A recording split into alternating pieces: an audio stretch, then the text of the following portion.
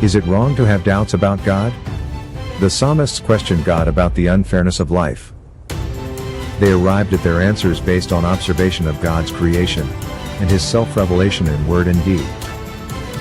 They believed the evidence. Is there anything wrong with questioning what we have been taught to believe about God and Christianity? If it is true, will it stand up to scrutiny? Should we look to the evidence? Or should we let our feelings and cultural pressures apart from the Bible be the gauge for determining what is Christian and what is not? Thank you for joining our discussion about the deconstruction of Christianity. And welcome indeed to tonight's episode. If it's episodic, are we doing episodic stuff? I like that word, episodic. Yeah. It's kind of cool. Of the deconstruction of Christianity, what it is, why it's destructive, and how to respond. And I am your tour guide this evening, Don Veinot, President of Midwest Christian Outreach, and we have our resident smart guy, Dr. Donald Williams, who will keep me in check from time to time, although he doesn't send me checks, unfortunately. Oh, that would be nice. That would be spread it around. that would indeed be nice. As we start on this, we're going to do we're going to talk about a couple of things, and one of them has a link in the description panel that you can go to watch. I will read it, but I didn't want to play it and then potentially have some issues with copywriting. So, one of them is starts out as a TikTok video, and this is quoted in Alyssa Childers' book. Let me get rid of this guy. Yeah. And Alyssa Childers and Tim Barnett's book, which we just mentioned. And in that they have this. The TikTok Evangelical, Eve was framed, is their name. A God that requires belief in it in order to avoid eternal punishment, while also not providing evidence of its existence, is not a loving God. Now, before I comment, is there anyone here that's reading this with me that can go, I see the problem with it? Anyone. Raise your hand, lift an eyebrow, I don't care. There you go. Where do we start? Okay, two hands. Okay, it's a two-handed answer. Go ahead. What do you see the problem? Oh, unmute yourself, Ruth, or somebody. There we go. There you go. The main problem with this is that there's literally evidence for God everywhere. Aha. There's special revelation in the Bible. There's general revelation and just how everything is made. Heck, your general revelation, because the chances of humans coming into existence, it's like, I forget exactly what the number is, but it's like 60 septillion. Yeah. So. I have half a mind. Eric Pimenta's with us today, by the way. Oh. Who says, I see the problem with it. Now, he could type it out, or I could send him a link and he could join us in here. Oh, that would be nice. Okay. Eric. Come on, Eric. Get in there. All right, Eric, I'm gonna send you a link. But in the meantime, you're right, Morgan. The chief problem is they're claiming that God doesn't provide evidence of his existence. Mm-hmm. Romans tells us right in the beginning the problem with that. Mm-hmm. Okay.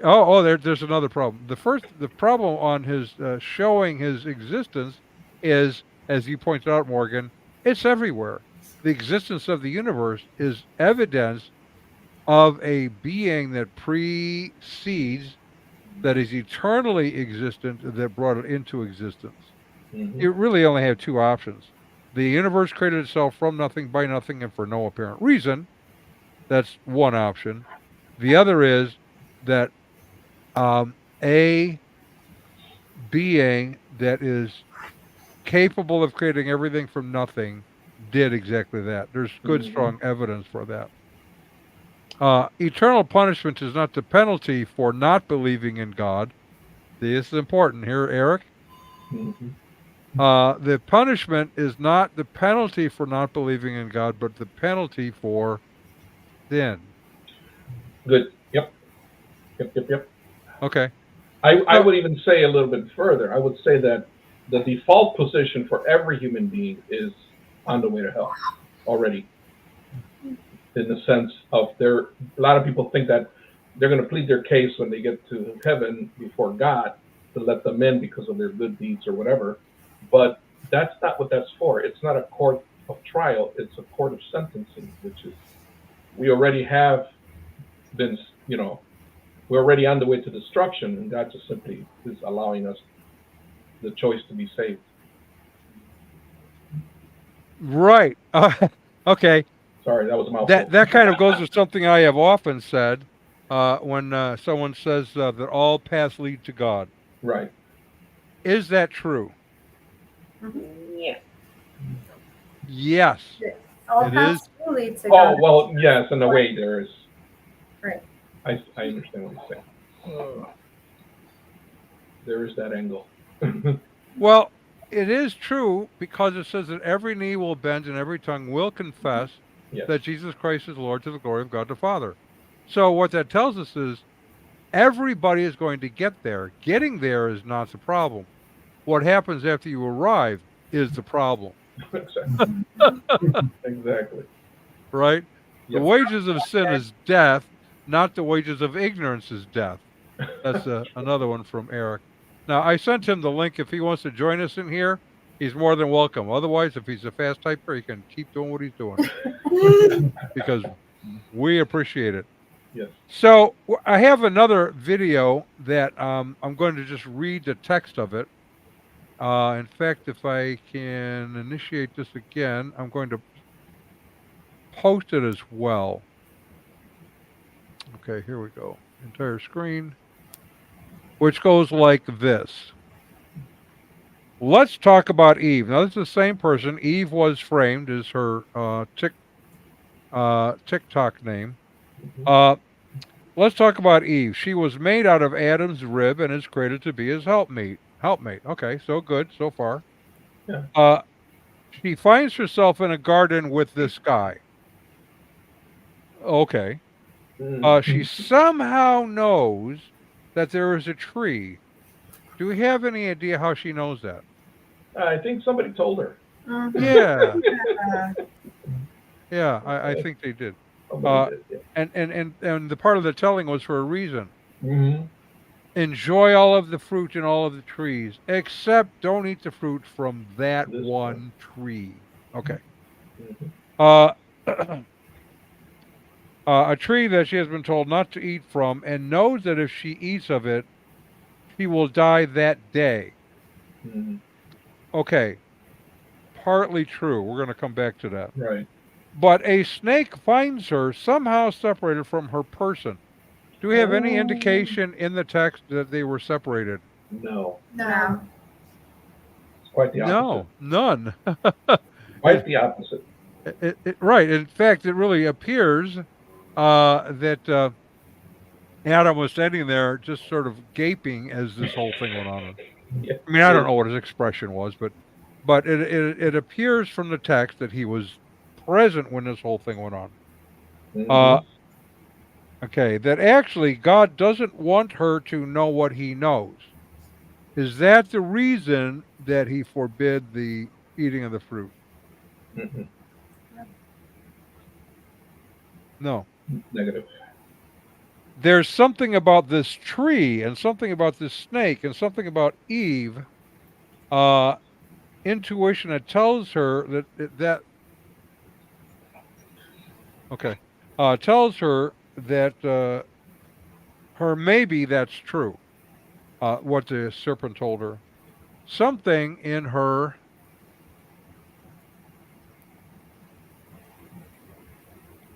doubts the idea that she would die that day. So we probably need to have a little discussion on death and dying. Yeah. Death means separation. It doesn't mean non-existence. Exactly. So that's going to be an important part of this discussion, and it is an important part of the discussion all the way through the text of Scripture, actually. For example, in Romans, it says you were formerly dead in trespass and sins. And yet, you were going to Walmart. Right? Yeah. You were going to, I don't know, Fuddruckers, but they're all closing now, so you'll have to miss out on that in the Oh future. man. Okay. I know, it's terrible. I love that place. So, death means separation. It doesn't mean non-existence. When we breathe our last, our spirit separates from our body. When we sin the first time, or born in sin, I'm not going to get into the exactly when all of that happens because I don't know the mechanics of it. But when you are a sinner, you are separated from God. You are dead in trespass and sins, and yet still walking around and doing stuff. And at the resurrection, our spirit is reunited with our physical body. So that's how that works. So, did Eve and Adam die on the day they ate of the fruit? Nope. Physically, Yes and no. Yes. Right. They right. did. They absolutely did. Yes. They were separated from God. Yes. Yes. And they knew they were separated from God. Yes, they And did. they hid because they were Mhm. separated from God. Yeah. And, and God comes walking now. He knew where they were, by the way, just for those who are a little confused on this. Yeah. When he said, Adam, where are you? He wasn't asking for himself. He was helping Adam realize where he was at. Exactly. Right? Hiding in the leaves. Right. I want you to verbalize this, Adam, where you are. Yeah. And then he goes, okay, so what did you do? Did you eat of the fruit? Well, he knows they did. And then he provides a way to solve the issue temporarily. The permanent fix would be in the future, but temporarily, and that was, how did he do that? By sacrificing or killing Sacrificed an animals and clothed them with the skins of the animals. Mm-hmm. So the fix was in, so to speak. Yep. He knew what was going to happen. He was prepared for what was going to happen. He wasn't surprised by what happened. And he provided the necessary remedy to the problem. Okay, so she misunderstands. And I want to, where I can, I want to be as kind as I can. And just assume she just doesn't understand. She hasn't been well taught biblically about these issues. And so she's right. She's trying to feel her way through the scriptures then. Eve is, but immediately what happens is we see Eve punished for this. And we see Adam punished for listening to her. This whole story is a setup for the patriarchy to frame Eve as the bad guy, as the one who disobeyed, as the one who not to be trusted, as the reason that Adam is now being punished. Eve, who was, I blamed growing up anytime I had cramps. Okay. Yikes. Anytime I thought about sin and free will and evil that had caused it in my life, only Eve hadn't had that fruit. If she hadn't had that fruit. Eve was designed so that I never asked myself why God lied to her. Eve's story was told in a way that I never said, oh my God, she was so brave. This entire story is set up so that we don't trust women and so that we blame them instead of the person that actually caused the wrong. And I think that shows how powerful we are, because that was the first step in the Bible, who was to discredit us. Eve was framed. Okay.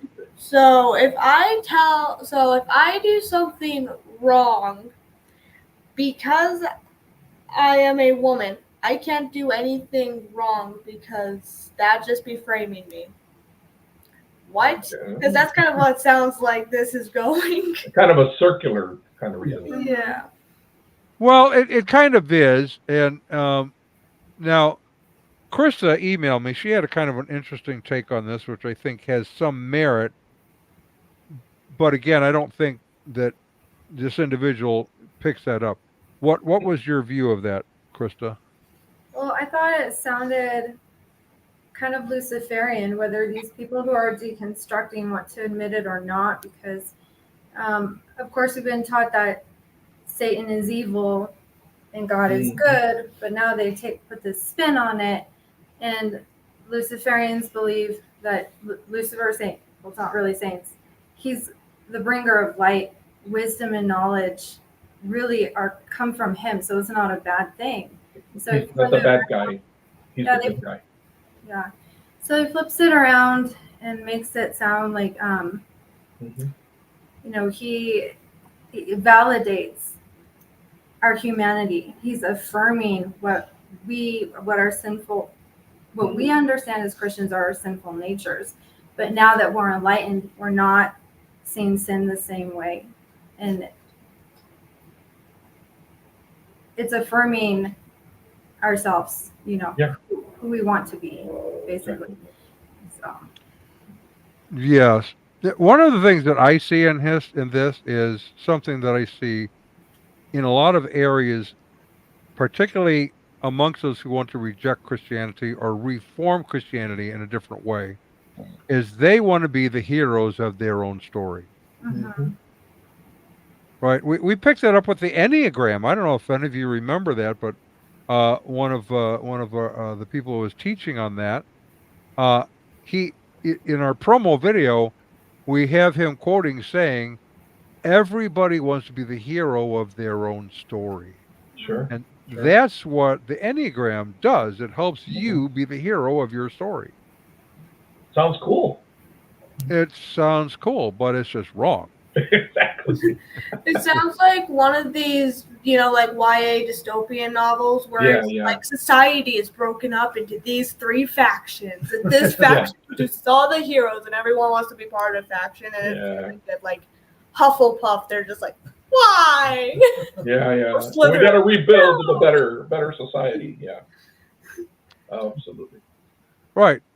So, keeping that in mind, and again, I have to go back because I find I try, I usually can deal pretty well with people who are in error because I don't assume evil motives. I assume something else is going on.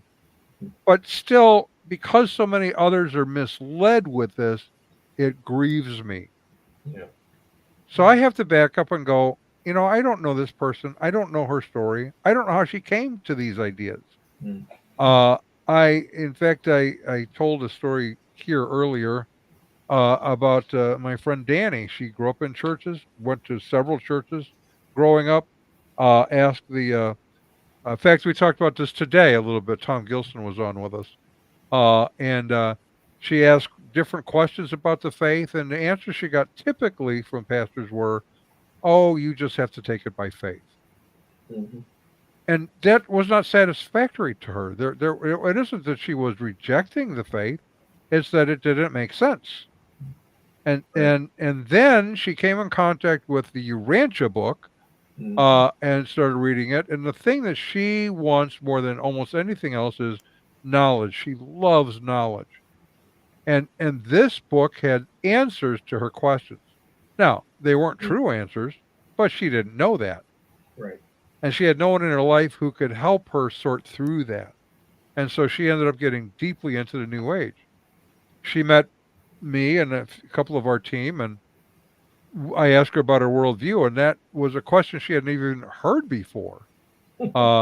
But it revolutionized her as we talked through what a worldview is, how do you develop your worldview, and those kinds of things. And she went on to have one of the best apologetics libraries in her part of the country. Just an amazing woman. Nice. But she needed someone to give her answers. Now, I say all that to say, I don't know this individual. I suspect she didn't have anybody in her life helping her understand these answers. Mhm. And so she went on to make up her own stories along the way. Right. She created a list of do's and, in a sense, like a right and wrongs, do's and don'ts, according to the small bit that she comprehended out Right. of context. I mean, even the mention, not liking Eve when she thinks of the thought of having to have kids. You have to have kids, so you hate Eve now. Um, One thing I noticed is that her tag was Exvangelical. Right. Mhm. It's very carefully spelled. Exvangelical, Right. Mhm.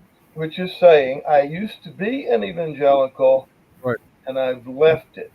Now, she represents a horde of people I run into all the time who claim Mhm. to be, well, I was evangelical, I was taught the whole schmear and realized it didn't make any sense. And, if you're going to claim to be an ex-evangelical, you probably should show some evidence that you know what an evangelical is in the first place. Right. You know, what we were doing earlier, uh, we didn't methodologically lay it out for anybody who's watching and didn't follow that. We said, okay, how is the word death used in the Bible as a whole? Let's pick that up and then go back and see what's happening in Genesis, and it makes all kinds of sense. Well, anybody who's been in an evangelical church for any period of time should have been exposed to that. Should have been. Okay, so Should being the big word. yeah. Either we've got really, really bad teaching, which there's a lot of that out there, and by bad I don't necessarily mean false teaching, and just ineffective and absent teaching Mhm. that allows people to be this ignorant, and then go back and I mean, if you just read Genesis and you have no biblical background, but only a secular feminist background, yeah, I can see reading it that way. Mhm.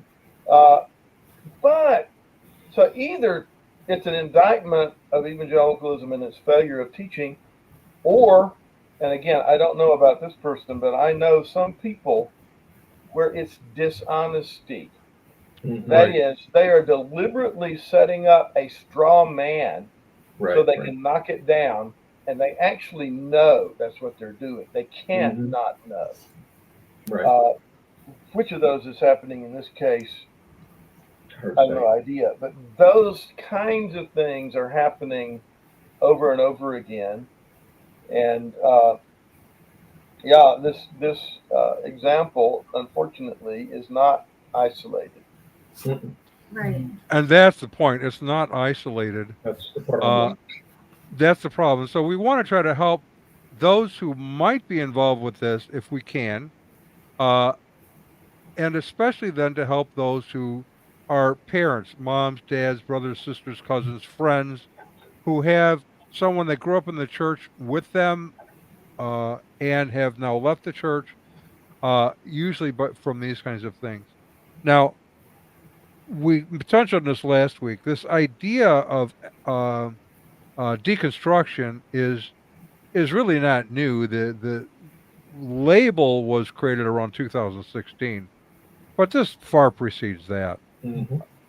Because all down through history, we've had those who were in as part of the family of faith, if we can put it that way, and then chose to leave later on for any Mhm. number of reasons.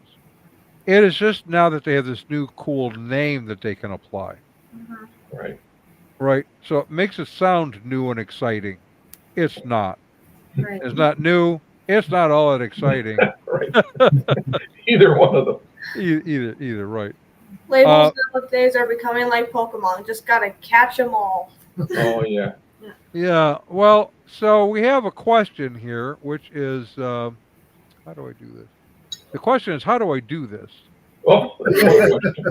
Oh, What's the here. real question? Yeah, here we go. There's the question right there. What is an evangelical? Because of this, this is Tim Barnett and Alyssa Childers. Because of this, the Exvangelical hashtag, can tell us only that someone left. It doesn't tell us why they left or what they left. Right. So, what are they saying? Well, they're saying, okay, they're in this group that they're calling Exvangelical. Right.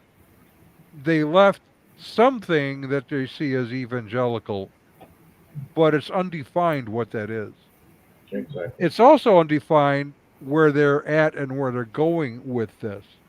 So, is someone who calls himself deconstructing necessarily leaving the faith?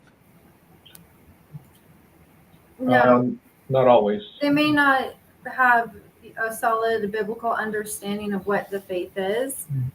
So, the details are really, really important. They might just be really confused. They don't know. Right. They may be coming out of a cult, pseudo-Christian cult. They don't know. Right. Right.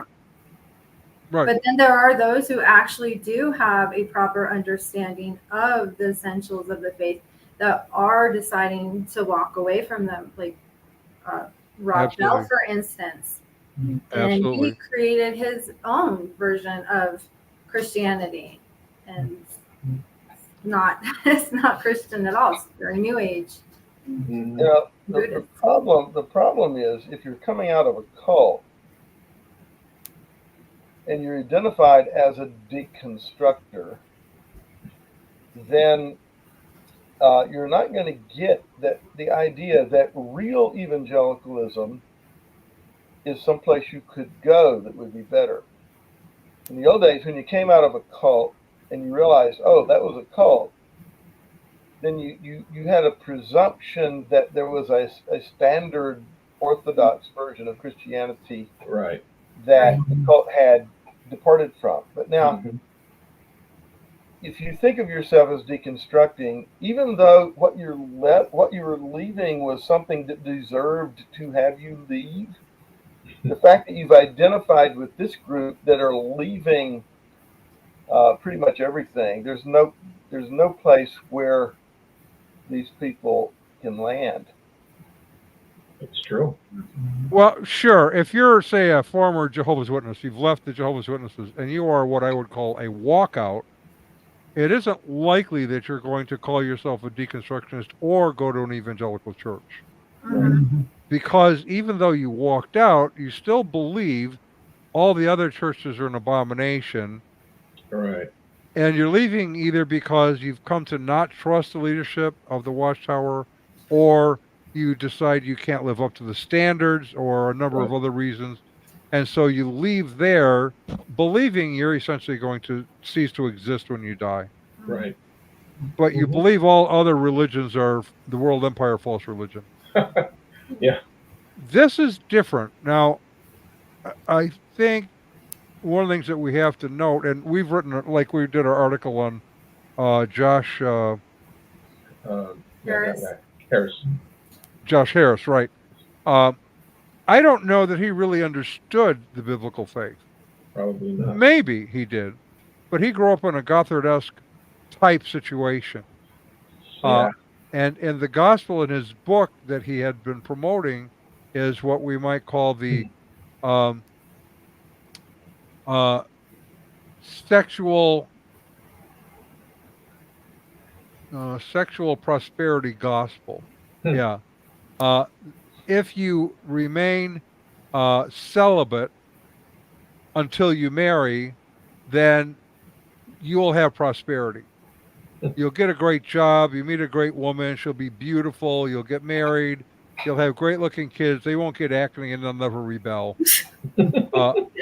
If you follow the sexual purity gospel routine.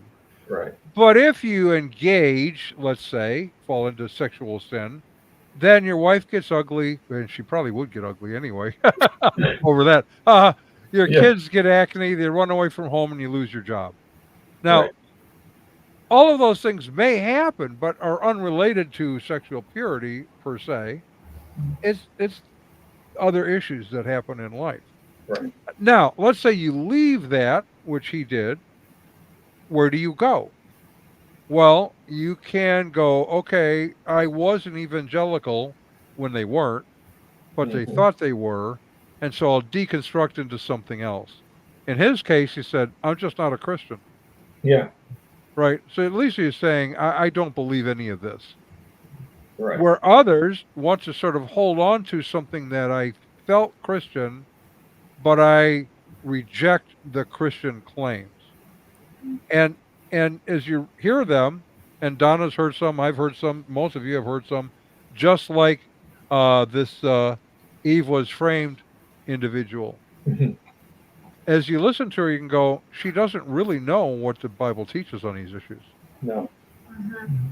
So it'd be intriguing to know what background she came out of. I have to start out when I'm talking with former Gothard followers who are Mhm. now atheist agnostics. I usually have to start off with this saying, just because God and Gothard both begin with G-O and end in D doesn't mean they're the same thing, Right. Big difference. Right. right? At least know what What you walked out it of. is really about before you turn your back on it. Exactly. Right, right. I feel like the main problem with a lot of these deconstructionists is because since they were never actually taught like what Christianity actually looks like, they're letting what people say, like people in the church say, be the deciding factor for if they're gonna be Christian or not. Good point. Like But we could have had every excuse to like just leave Christianity after our last church experience where we were spiritually abused.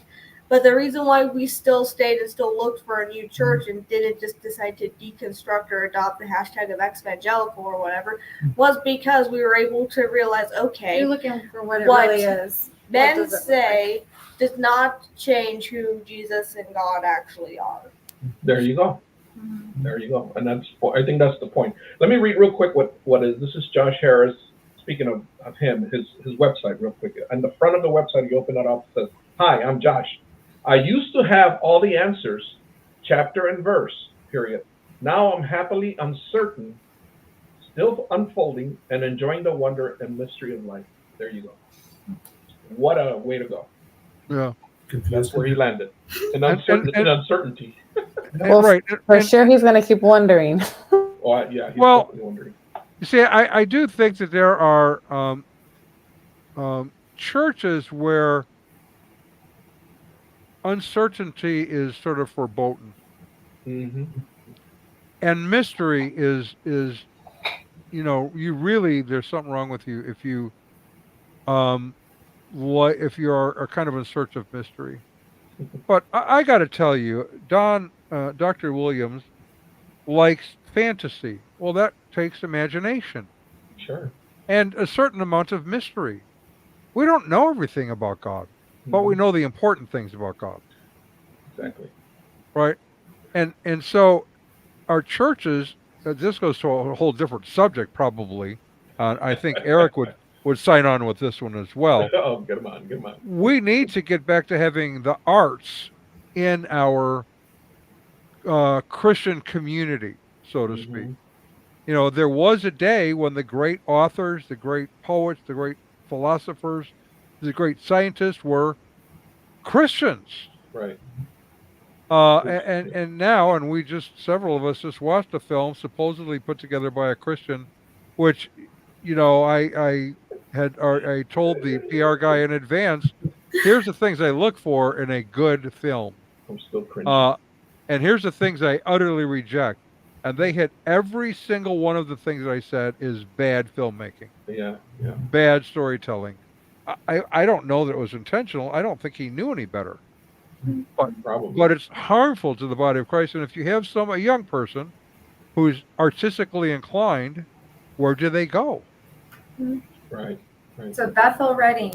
Oh, no. No, I mean, because they've really tried to incorporate that into their That's true. into worship, and being Right. creative is a form of worship, but it's Yeah. how you go about doing that, and what is it glorifying?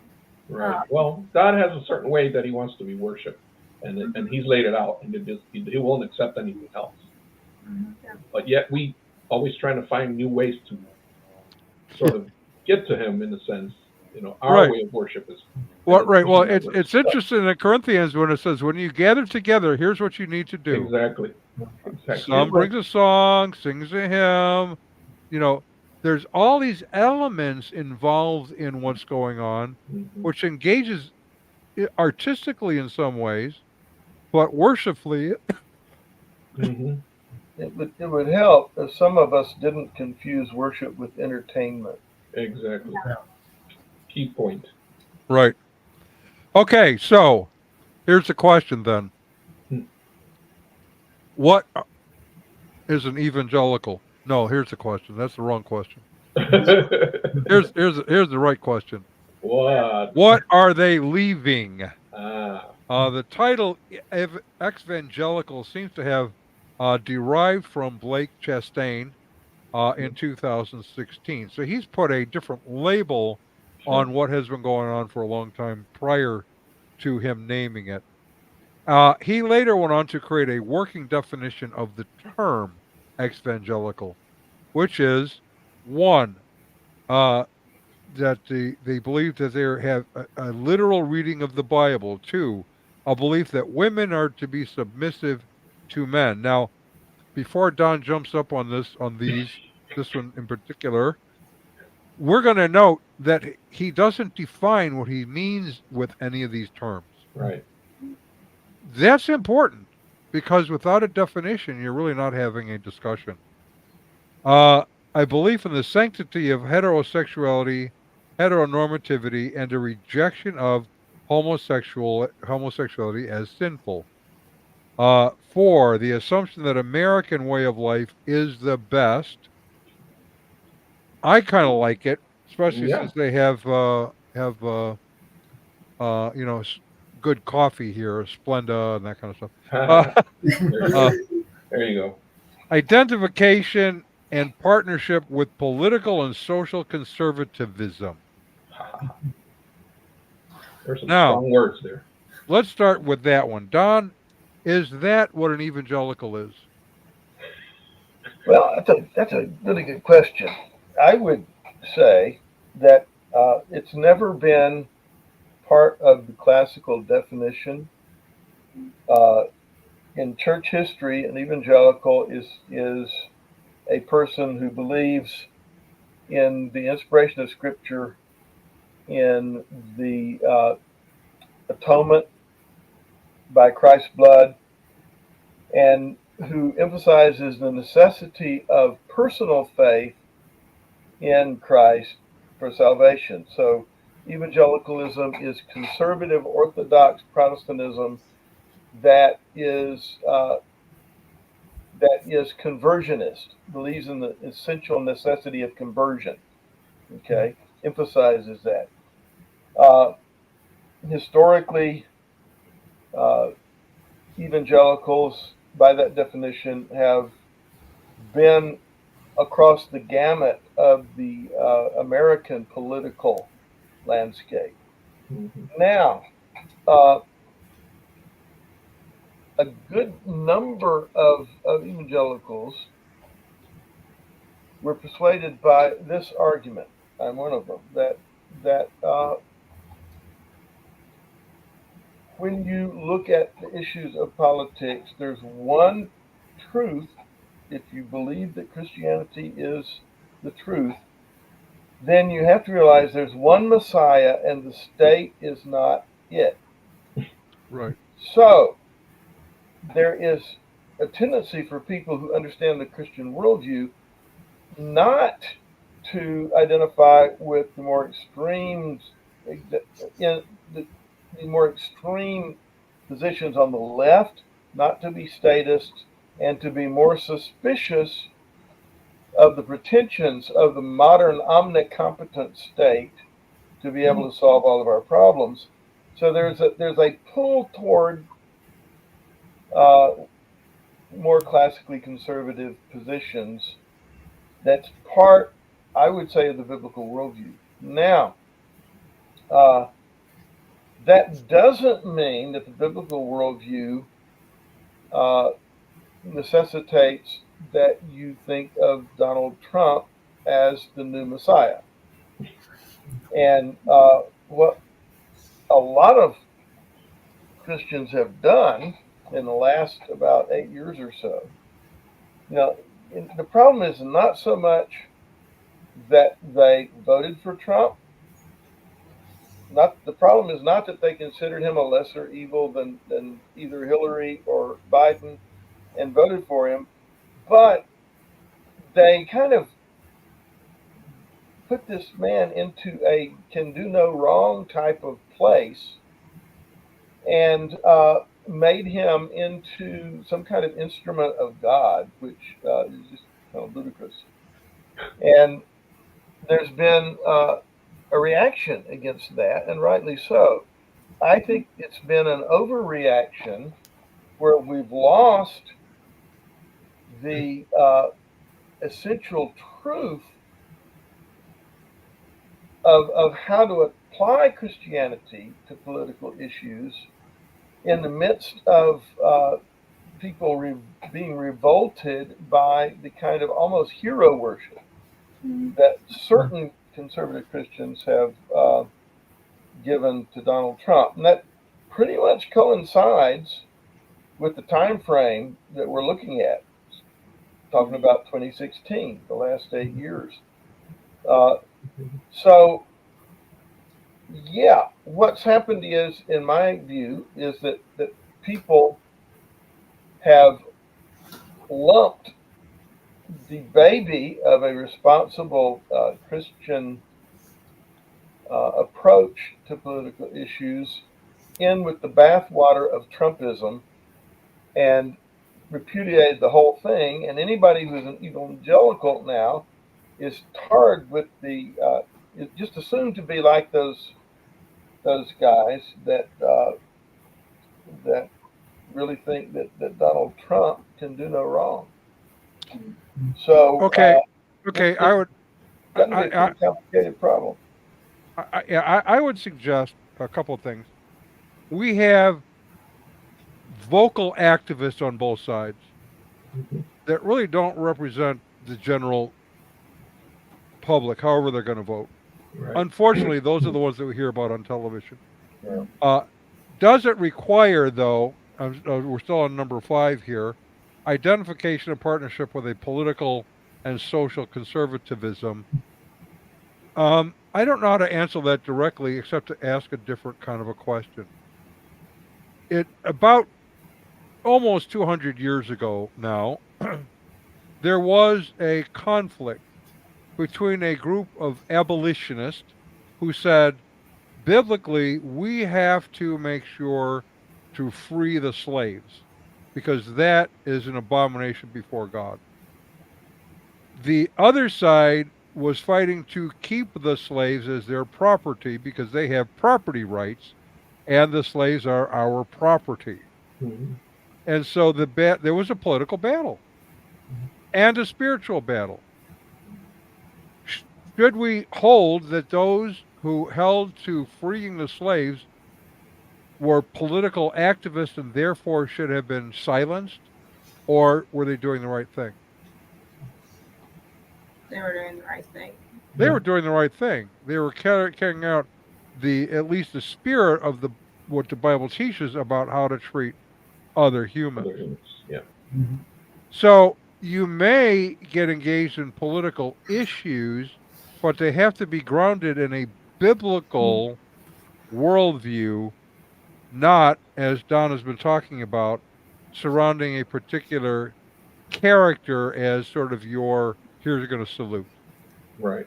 Doesn't really matter who it is. I had a call not that long ago, pastor, who said, I have a problem. I don't really know how to resolve it, and maybe you'll have some wisdom. A woman in our church really wants her son to like Donald Trump and to vote for him, and they're just driving a deeper wedge. How would you resolve that? How would you help her to share this information in a good way? And I said, I would ask a different question. Does she love Donald Trump more than she loves her son, or does she love her son more than she loves Donald Trump? Mm-hmm.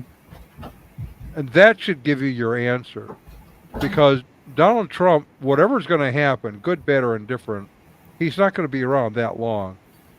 Your son is going to be your son for as long as you're both living, Exactly. right? So Mhm. don't let that get in the way. Now, that does bear on this here because there's sometimes in some churches where the politics is so Polarized. polarizing that it becomes a problem. Mhm. And so in our church, we talk about biblical issues. We don't talk about candidates. Just not Mhm. what we do. Yeah. It's not that we don't have opinions. It is that those opinions don't belong in the sanctuary. Right. I've only been a Christian for a few years, but for many, many years, I've just thought that evangelical meant right-wing Christian because Right. that's the way it's used in the media. That's the way it's been Right. defined. And if Right. you look at everything, every definition on that slide you showed, they're all various versions of left-wing political ideology, or Right. what we call progressive Christianity nowadays. But Right. Right. I've So- never heard an actual definition up until about 5 minutes ago when Dr. Williams gave us that definition. There you So for go. that reason, I've never even considered myself an evangelical. Yeah. So Sure. I mean, one of the things that I have to go to this and go, if that's their understanding of an evangelical, and that is what they actually see, I would say, yeah, I would reject that too. But that doesn't mean I have Exactly. to reject Christianity or evangelicalism. It means I Right. have to reject uh, This version of it. this version of it. Yeah. Right. So there's Uh, different when- versions. Right. And we go up to the next to last one, number 4, the assumption that the American way of life is the best. Well, we think it's best because it's the only one we know. Is it the one ordained by God? That's a different question. No. There's every conservative evangelical college and seminary has a missions department, Mhm. and every single one of them actively and zealously teaches that you shouldn't make that assumption. It has Right. never been part of evangelical theology. There are a lot of evangelicals who probably think that way. There are a lot of Mormons and Jehovah's Witnesses and other people who think that way too. Mhm. But it's never historically been part of evangelical ideology, philosophy, theology, anything. In fact, our leaders consistently teach that, you got to be careful when you go to another culture that you don't end up imposing American values as opposed to teaching Christianity. Right. Right. Right. Now, the Christianity is going to change their culture, and it may change it in some ways that make it look more American. They'll probably change it in some ways that make it look less American. In fact, we want to change the American culture in certain ways. To be less American. To be less American. Yeah. So that one, it seems to me to be particularly unfair and ignorant of the history and reality of what the evangelical movement has been and what it is. Mhm. Okay. So we're going to go back to number 1 here, and we're going to call it literalism. The historical grammatical, as we read the Bible, we want to read it in the historical grammatical setting, the genre in which it exists, the figures of speech like metaphor, simile, euphemism, hyperbole, personification, and I would say even satire. I mean, there's 6 types of satire available. 5 of them are in the Bible, Mhm. which helps Ron and I feel really much better about what we do every Tuesday because we love satire. You guys absolutely do. Absolutely. Y'all are So- never sarcastic, especially Oh, in no. commercials, right? Especially those commercials. Never. So when they say a literal reading of the Bible, that's not exactly correct. No. We are looking for the historical grammatical understanding in the genre that it was written in. Is it poetic? Is it history? Is it doctrine? Whatever it is, that has to then inform our understanding of what the text says, which is not something that we saw happen in the Genesis account that we looked at earlier. Yeah. Here's another area where there's a little bit of excuse, I think, for them to say that, because there is a disconnect between our teachers. There's not a single person who teaches hermeneutics that doesn't teach exactly what Don Veinot just said. It's not literal, it's grammatical historical. So we take a passage literally when it was intended literally, we take it figuratively when it was intended figuratively. But an awful lot of the pop teachers, the popular level teachers that we have, use the word literal very loosely to mean just taking it seriously as the teaching truth. Right. And actually may try to take passages literally that the author never intended them to. So we do give people the impression that we are tied to a naive literalism. But if you look at, again, across the movement, across the denominations, the colleges, the seminaries, the professors who teach hermeneutics, it's all grammatical historical exegesis. It's all exactly what Don Veinot said. Right. And, you know, so if you want a straw man and a whipping boy, you can take popular evangelical beliefs, treat that as if it's the movement, and then you can make your attack sound really smart. But that doesn't mean it's at all fair. Right. And often is the case that I don't think they realize they're doing that, because you have, as you pointed out, you have teachers that are teaching in vagaries in a sense. They sort of have an idea of what they mean by literal. The congregation has sort of an idea that may not match up with what the speaker was saying. And then the young person who's in this church has no idea what it means, and they're assuming it means literally absolutely true. In the book we're going through it, I thought they put it well. In other words, reading literally means believing that the Bible communicates literal truth, but not always in a literal way. Yeah. I feel like for like Gen Z, it's so ironic when they're like, I'm rejecting taking the Bible literally or whatever. Because, like, for example, if a friend tells you a funny joke over a text message, you might say something like, I'm dead, laughing emoji. Right. That doesn't mean you're actually dead. It means that you are laughing your butt off. So hard. Exactly. So, that you're not dead. That's truth. And they know that you're not dead, and it's a metaphor. Right. They don't seem to realize that the Bible uses metaphor, so something might actually mean something else when you read it in context. Something called idioms and phrases and cultural things come into play. When the trees of the field clap their hands, it's not a statement about arboreal anatomy. Right.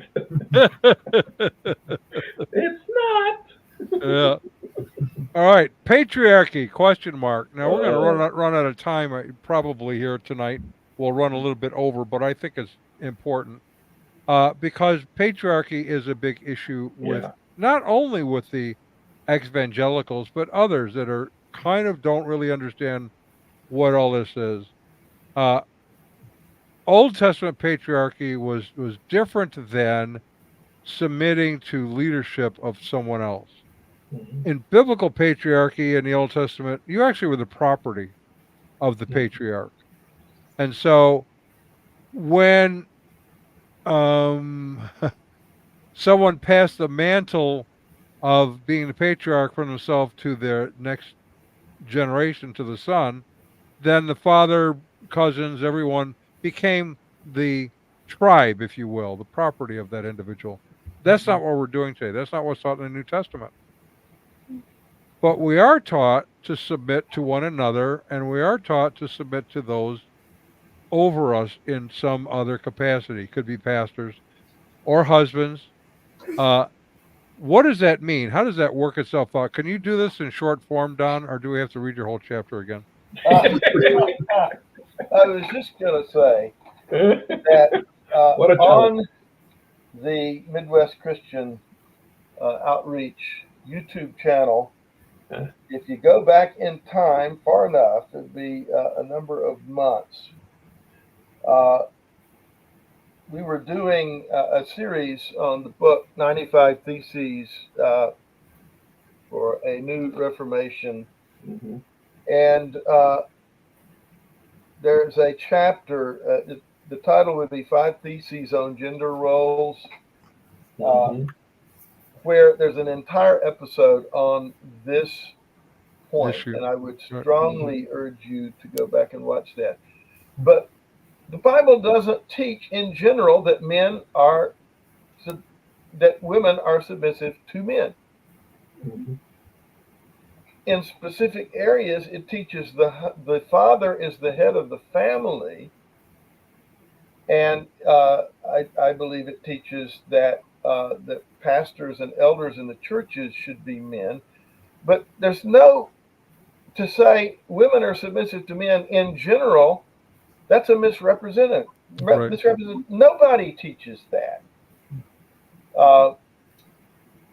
Now, the statement, let's take the statement that the father is the head of the family. The context of that, if you read through Ephesians chapter 4, where it's talking about this, it says that that Christians should be filled with the Holy Spirit. And one of the evidence of that is that they submit to one another. Mm-hmm. And then that's the context in which, so the man and the woman are already submitting to one another as fellow Christians, meaning it's not about whose agenda gets done. Right. It's about both of them deciding they want Jesus' agenda to get done. And so whichever one of them figures that out the first, that's the way they're going to go. That's the context in which the headship of the husband over the family comes up, which means that that it's not just about because he's got a certain bits of anatomy that he gets to have his way.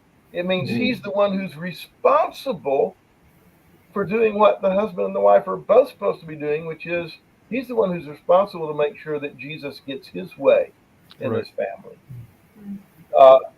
And it's a cooperative thing, but if the family's not going in a godly direction, the husband is the one who gets called on the carpet by God. Right. Why is this going? Just like it happened in the Garden of Eden, where it wasn't about Eve getting blamed. It was when God came looking for him. Who did he come looking for? Adam? Adam. Adam then tried to pass the buck and blame Eve, but God... No. He passed the buck and blamed God. God is saying, Adam, you're responsible here. Yeah. And you're the one in whom the race is falling, not Eve. Yeah. So... because he was there right with her. That's about as brief as I can make it. Right. Right. He was right there with her. He could have stopped it at any time, and he didn't.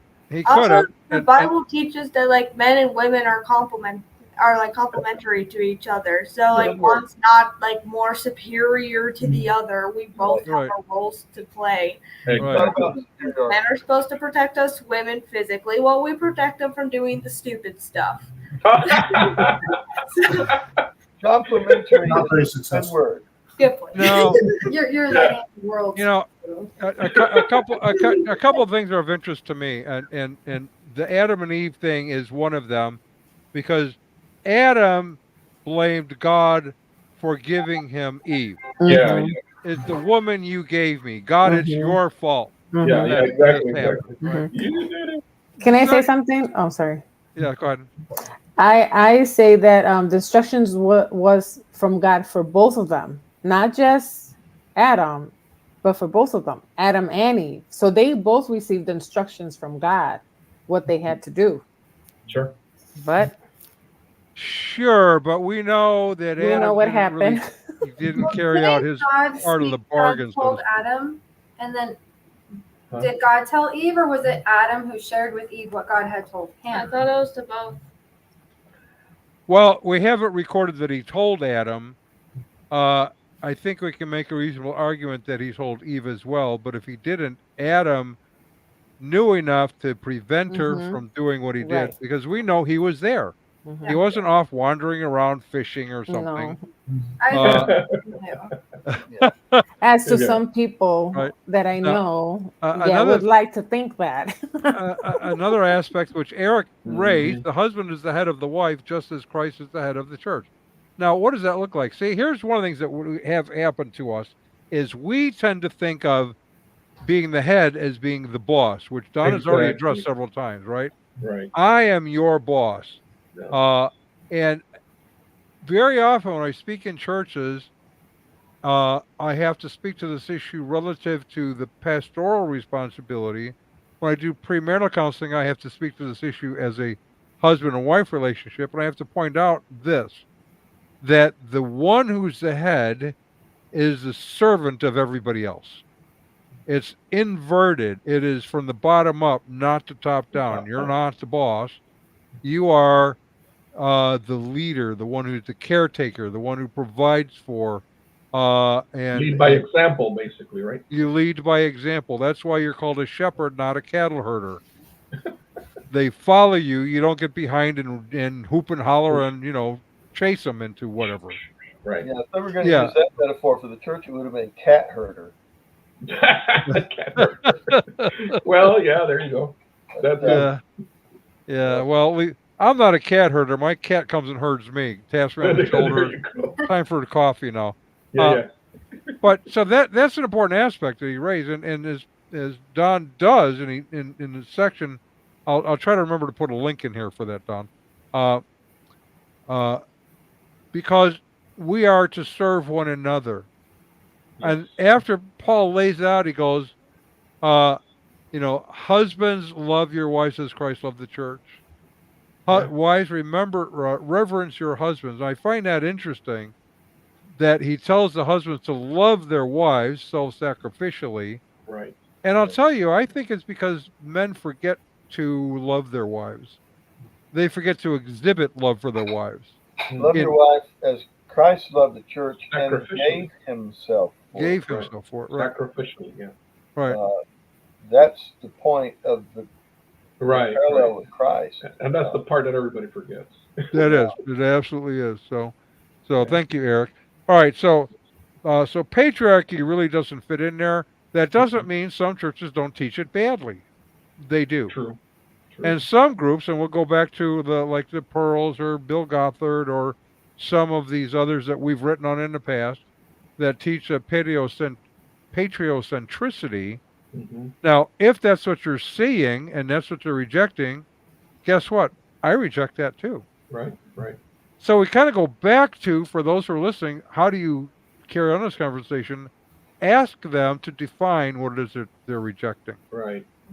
Because That's you one. may find, like I have found very often, that when they describe to me what they're rejecting, I can go, yeah, I reject that too. Right. Exactly. Which is often surprising, Oh, I'm sure it is. right? Because they thought they had me dead to rights until Yeah. no, we don't subscribe to that. No one in my church I know subscribes to that. None of the Right. churches I speak in subscribes to that. That doesn't mean people don't, because they clearly do. Right. And I've got scores of books by teachers that we've had to address on that. Mm-hmm. So that's an important aspect. Yeah. Homophobia. Oh, this Oh, one's boy. loaded with all sorts of things. First of all, what does phobia mean? Irrational fear. Yeah. Fear. Irrational. Very good. I'm not afraid of homosexuality. I don't know really anybody that is. Yeah. Now, so that becomes then a weapon. It's weaponized to try to brush back those who want to reject homosexual behavior. Right. Well, what we find in Scripture is there's a whole number of things that are forbidden that are sexual immorality. Mm-hmm. Homosexuality is just one of the many. Mm-hmm. Mama Bear Apologetics describes it, and this is in Alyssa's book. Sex. Uh, uh, Hilary Morgan Ferrer describes the biblical understanding of sexual intercourse. Quote, sex is a married couple repeating their marital vows in bodily form. End quote. That is not a bad description of what's going on. Sex is something designed by God to glorify God as two people unite.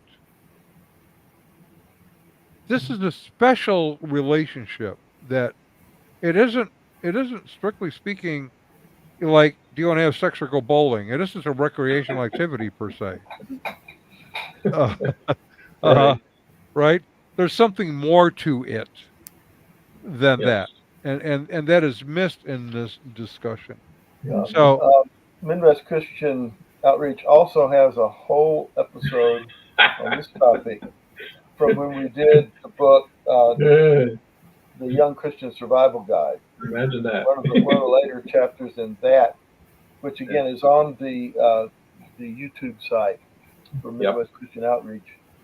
What I tell people is, look, I don't think less of anybody just because he has a different set of temptations than I do. Right. Exactly. But that doesn't mean that I can redefine what sin is. I have to let the Bible do that. And it does it clearly. Well, and in a sense, they're missing, as often is the case, they are missing an elemental aspect of the description of what we're talking about. Right. Did God create us as sexual beings? Yes. Yeah, he did. And he designated the conditions under which that should happen. Now, that you may be attracted sexually differently than he allows doesn't mean it's approved by him. It means that's part of the fallen nature. And as Don said, that may be a sin that you're struggling with that I don't struggle with, but that doesn't mean I can redefine what sin is to make you feel better about participating in it. Yeah. And also, I feel like if you came out as gay to most Christians, they'll just look at you and be like, okay.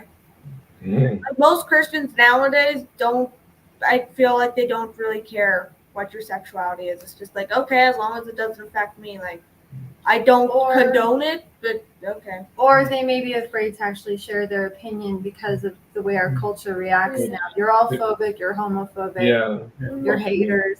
Excuse me. Yeah. This is one of the major places where Christianity and our current culture are in conflict. They disagree very much. Very much. So if you're reading the Bible and you're not getting anything out of it that disagrees with the world, you're probably not reading it. Yeah, well, and one of the things that I see happen is I have seen this happen a lot over the years that I've been a believer, is we meet someone that we like and we care about, and they're engaged in something that we know they ought not engage in, and we refrain from discussing it because we don't want to hurt our relationship with them. And then we find as we go along, we start modifying our own views in order to be more comfortable and for them to be more comfortable. And that's a dangerous place. And we see that happen in a lot of areas. I'll take a Southern Baptist convention battle that was going on in the 1970s or so. And Dr. Geisler asked Charles Stanley, why are some of these good, solid scholars defending the liberals? And Stanley said, well, it has become fraternity over orthodoxy. That's what we're seeing here. That's They're true. my friend, therefore I can't say something bad about them. And you start changing yourself to accommodate their behaviors, and that's what's going on here. Yep. Can you be friends with someone who is homosexual? Yeah. Mhm. Yes. Sure.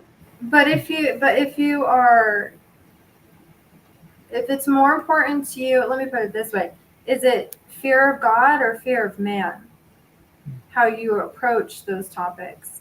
You know, are you going to go to your best friend's wedding and she happens to be marrying another woman because you're afraid of losing her? Or are you going to let them know how much you love them, stay away from it, because you know what the Bible says?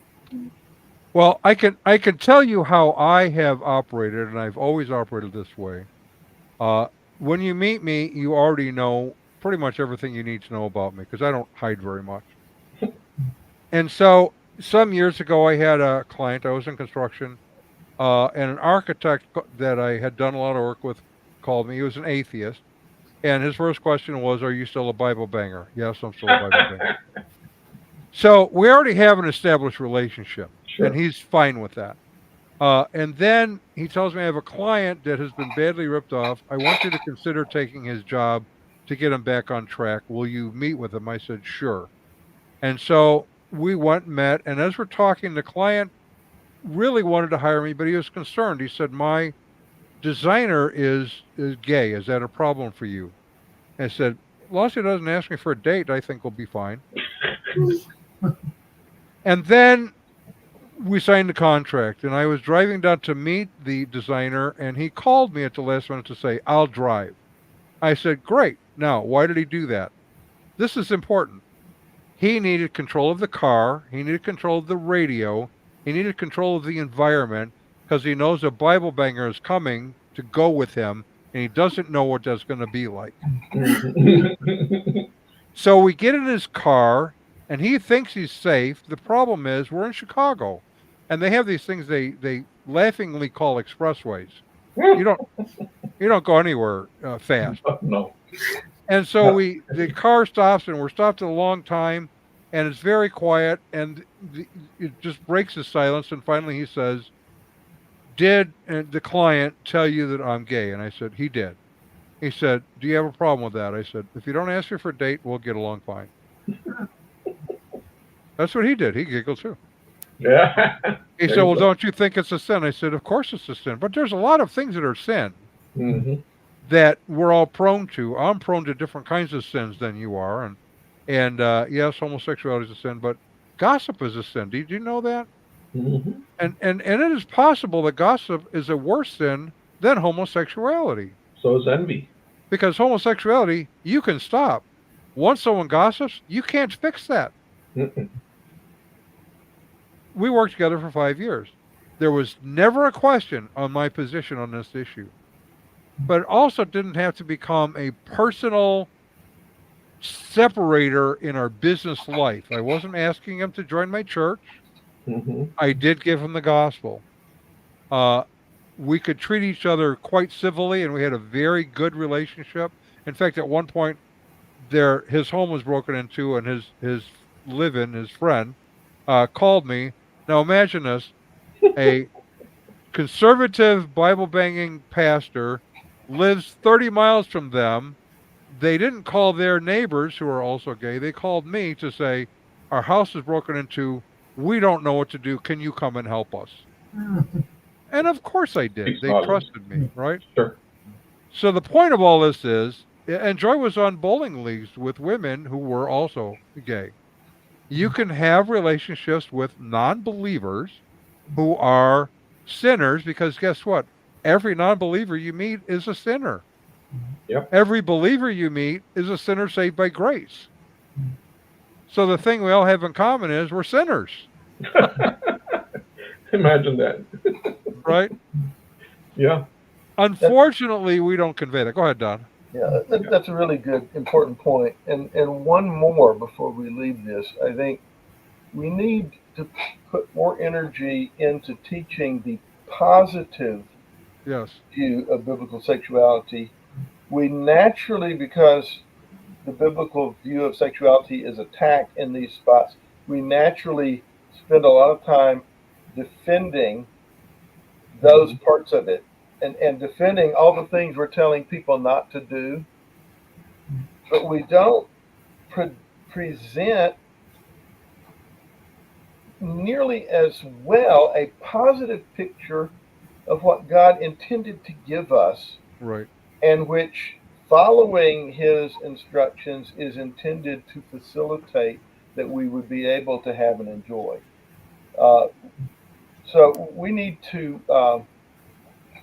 do a better job of that while we're defending the points at which we're being attacked. Right. Exactly. Now, I want to do these last two things very quickly, and then we'll kind of finish this chapter for today. Conservatism ? It should be noted that conservatism isn't synonymous with Christianity. Mhm. There are many conservatives who are atheists, agnostics, gay, Mhm. etc., because it is for them, it's a political position. Right. So if we're conservative for, in our case, worldview reasons, as Don has already pointed out. Our Mhm. vote goes to those who most closely align with our biblical worldview. Right. Now, that doesn't mean that all conservatives are Christians, because they're clearly not. Mhm. So we have to take that out. You've got Muslims and agnostics and atheists and homosexuals that are also conservative. Mormons are more consistently right wing than evangelicals are.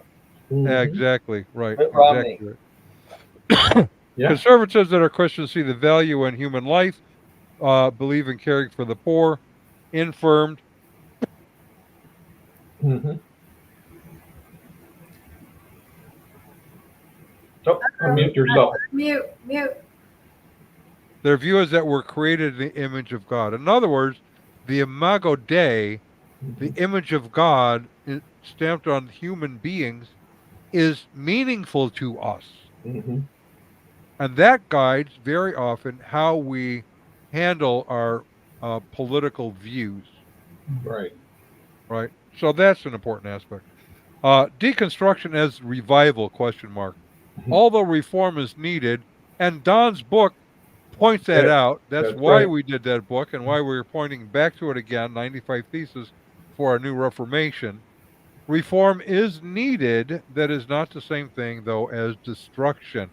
Reform is testing our faith, practiced by Scripture, and changing to conform to God's Word. Mm. Deconstruction is trying to create a faith centered on and formed by the individual's feelings and predilections. Mhm. So those who are trying to deconstruct the faith are not really trying to do a constructive thing, Right. right? If you want to examine the faith, which we encourage, and you're stumped by biblical questions or ideas, or those that you think are biblical questions or ideas, contact us. There are lots of resources out there that can help you sort through these things. You don't have to swim in the quagmire of not knowing this. There really are answers to this stuff. So, That's right. good deal. All right, so we ran over tonight. I'd like to apologize for that, but I'm not going to, because I think the material is important for those who super are trying to important. struggle through these issues. So, Yeah, definitely. all right. It's not So, as big a sin as gossip. Right. It's not a big. No. well, and I appreciate Don, especially. I appreciate you hanging in with us. Yes, sir. This is really helpful. So, all right. So everyone out there, thank you. We'll see you all next week.